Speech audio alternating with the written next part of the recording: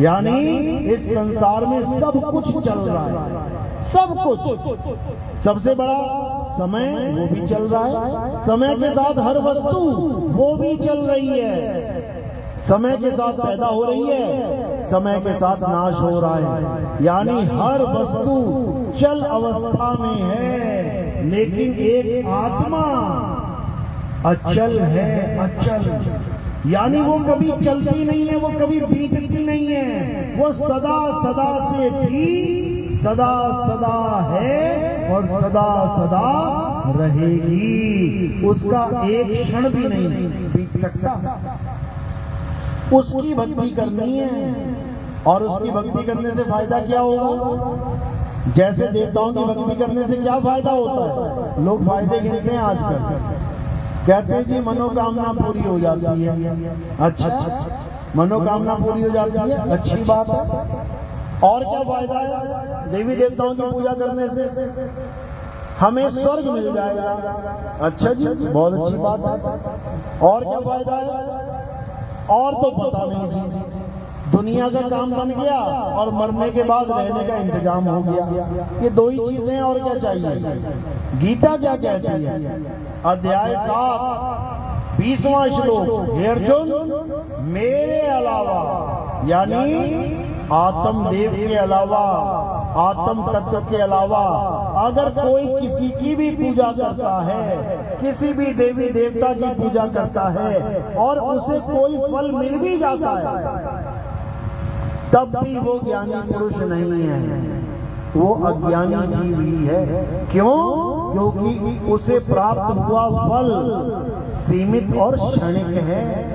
देवी देवताओं के द्वारा प्राप्त होने वाले फल सदा नहीं रहते। तुमने कार मांग ली, भगवान ने दया करके देवी देवताओं ने, ठीक है, अच्छी बात है, उस कार का एक्सीडेंट हो जाएगा कहीं पे। देखो जितनी कारों का एक्सीडेंट हुआ है, डैशबोर्ड पे देखो किसकी फोटो लगी है, किसी ना किसी भगवान की फोटो लगा रखी होगी, फिर एक्सीडेंट क्यों हो गया भाई?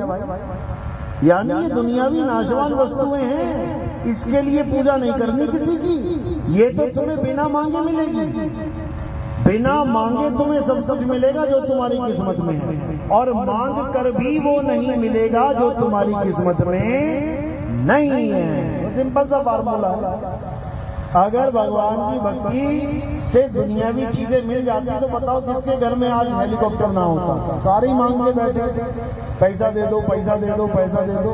सारी उम्रें बीत गई, दादा परदादाओं की उम्रें बीत गई लक्ष्मी जी की पूजा करते हुए। क्या हुआ?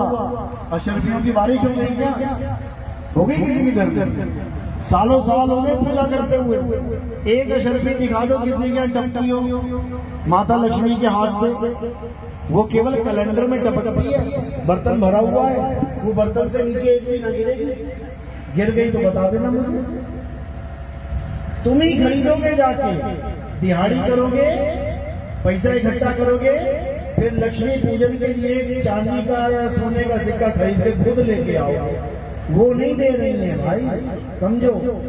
तो क्या करना है? अब किसी देवी देवताओं की पूजा ना करके किसकी पूजा करनी है? आत्मदेव की। हे अर्जुन, जो अपने मनुष्य जीवन में आत्मा को जान जाते हैं, आत्मा की पूजा करते हैं, आत्म तत्व में लीन हो जाते हैं, उनका जन्म सफल हो जाता है, उनको जन्म मरण का रोग दोबारा नहीं लगता। ये बिल्कुल क्लियर समझा रखा है, लेकिन किसी के समझ में आ ही नहीं रहा। अध्याय 3 17वां श्लोक यही समझा रहे हैं। क्या कह रहे हैं? बोलिए सदगुरु नितिन साहेब की। कह रहे हैं, हे अर्जुन, जो अपनी आत्मा में रमण करते हैं, जो अपनी आत्मा में तृप्त हैं, जो अपनी आत्मा में संतुष्ट हैं, उनके लिए कोई धार्मिक कर्म कर्तव्य लागू ही नहीं होता। यानी जो इंसान आत्मा में रमण करना सीख लेते हैं, आत्मा में रमण ये क्या होता है?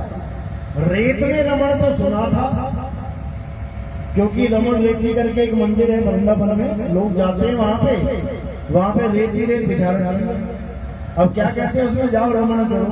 अब उस रेत में एक सुअर की तरह, कुत्ते की तरह जैसे होता है ना आदमी जानवर, खूब उल्टा पुल्टा हो जाता है। अभी तुम रेत की 2 ट्राली बैग में भर के आ गया, देखो कौन कौन आता है उसमें। सबसे पहले कौन आएगा? सबसे पहले कुत्ते आएंगे।